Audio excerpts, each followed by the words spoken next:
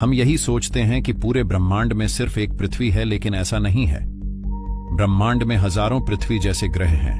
जीवन पृथ्वी के अलावा कितनों पर है यह पता नहीं। खगोलविदों का दावा है कि हमारी आकाशगंगा में पृथ्वी जैसे लगभग 100 अरब ग्रह हो सकते हैं। इस तरह ब्रह्मांड में मौजूद 500 अरब से ज्यादा आकाशगंगाओं से गुणा की जाए तो हमारे ब्रह्मांड में लगभग यह संख्या सेक्सटिलियन बताई जाती रही है। हमारा सबसे नजदीकी संभावित रहने योग्य ग्रह ताऊ सेटी ई कोर है। ताऊ सेटी ई कोर पृथ्वी से 11.9 प्रकाश वर्ष दूर है।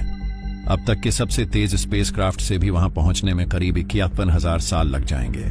वैज्ञानिकों का मानना है कि पृथ्वी के अलावा अन्य ग्रहों पर भी जीवन की संभावना हो सकती है। हालांकि अभी तक इस बारे में पूरी तरह से पुष्टि नहीं हुई है।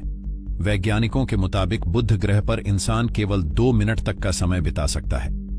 शुक्र ग्रह का तापमान 400 डिग्री सेल्सियस होता है। यहां की गर्मी इंसान सहन नहीं कर सकता। मंगल ग्रह पर इंसान 3 मिनट के लिए जिंदा रह सकता है।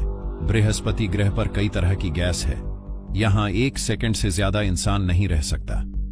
शनि ग्रह की बात करें तो यहां जीवन संभव नहीं है।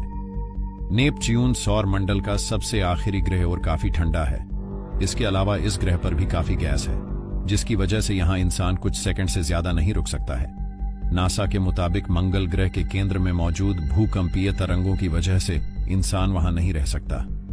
हालांकि नासा के वैज्ञानिकों का कहना है कि सूर्य के सबसे करीब कहे जाने वाले बुध ग्रह पर जीवन हो सकता है। हालांकि अब तक माना जा रहा था कि सूर्य के करीब होने के कारण इसका क्षेत्र झुलसा देने वाला भरा होगा। सबसे पहले तो यह समझ लीजिए कि सूर्य कोई ग्रह नहीं बल्कि एक चमकता हुआ तारा है। सूर्य इतना बड़ा है कि हमारी पृथ्वी जैसे कई अनेक ग्रह को अपने आप में समा ले। सूर्य हमारे सौरमंडल में सबसे बड़ा पिंड है। सूर्य हमारे सौरमंडल का केंद्र है।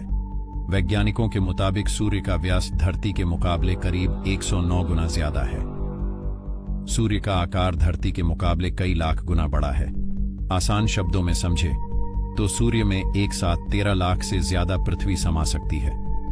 धरती से सूर्य की दूरी चांद के मुकाबले 4 गुना ज्यादा दूर है। सूर्य का तापमान इतना ज्यादा है कि धरती से भेजी जाने वाले कोई भी चीज सूर्य से लाखों किलोमीटर पहले ही पिघल जाएगी। अगर धरती उसके संपर्क में आई तो ये भी खत्म हो जाएगी। अंतरिक्ष की दुनिया अब भी लोगों के लिए पहेली है। वहां बने इंटरनेशनल स्पेस स्टेशन यानी ISS पर हर वक्त कुछ एस्ट्रोनॉट्स रहते हैं। वहां लगातार रहने के लिए ज्यादातर वह पैकेज्ड फूड पर निर्भर रहते हैं। हालांकि अब वे ISS पर सब्जियां भी उगाने लगे हैं। क्या आपको पता है कि अंतरिक्ष में सबसे पहले कौन सी सब्जी उगाई गई थी? अगर नहीं तो आपको बता देते हैं कि स्पेस में सबसे पहले आलू उगाया गया था। इसके बाद गेहूं, चावल, मटर, मूली और खीरा आदि उगाया जा चुका है। स्पेस में उगने वाली सब्जियां धरती पर होने वाली सब्जियों से ज्यादा पौष्टिक पाई गई। इनमें धरती की तुलना में पोटेशियम, सोडियम, जिंक जैसे पोषक तत्व ज्यादा मिले। वैज्ञानिक रोजाना कई तरह की खोज करने में जुटे रहते हैं। ऐसी ही एक नई रिसर्च ने सभी को हैरान करके रख दिया है। खोज में मिली जानकारी के मुताबिक स्पेस में कुछ जुड़वा सितारे अपने आसपास के छोटे ग्रहों को निगल रहे हैं। इंटरनेशनल एस्ट्रोनॉमर्स की ग्लोबल रिसर्च टीम ने इन 99 जुड़वा तारों की जोड़ियों पर रिसर्च के बाद यह निष्कर्ष निकला है। रिसर्च में कुछ तारों को ग्रहों को निगल जाने के सबूत मिले हैं, जिसने सभी को हैरान करके रख दिया है। वैज्ञानिकों को लगा था कि इन जुड़वा तारों की संरचना एक जैसी होगी, लेकिन करीब 8% तारों की संरचना सबसे अलग थी। वैज्ञानिकों ने कई तारों पर रिसर्च की जो एक ही दिशा में मूव कर रहे हैं। साथ ही इनमें से कुछ के अंदर आयरन निकेल बहुत अधिक मात्रा में पाया गया। 7 करोड़ साल पहले दिन काफी छोटे होते थे। उस समय 23.5 घंटे का ही दिन होता था।